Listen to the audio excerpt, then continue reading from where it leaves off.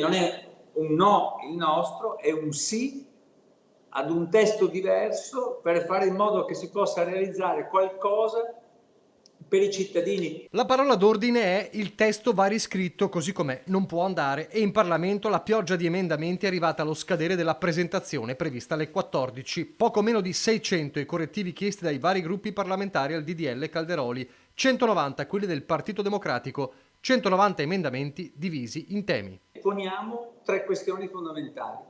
In primo luogo il ruolo che deve avere il Parlamento nella definizione delle intese con le regioni, in secondo luogo un numero di materie inferiore, perché alcune materie come la scuola, l'energia, le grandi reti di comunicazione non hanno proprio alcun senso, che ne dica Zaia, e in terzo luogo la definizione dei LEP da fare con legge di bilancio. Il tema principale da approfondire è quello delle risorse finanziarie, perché qui per realizzare i LEP, e cioè i livelli essenziali delle prestazioni, ci vogliono delle risorse e che devono essere previste nella legge di bilancio. Nessun ostruzionismo. Continuano a ribadirlo i Dem dopo l'accusa del ministro Calderoli e del governatore Zaia che ci sia stata cioè una precisa matrice politica di centrosinistra nelle dimissioni dei 4 componenti del comitato per l'individuazione dei LEP.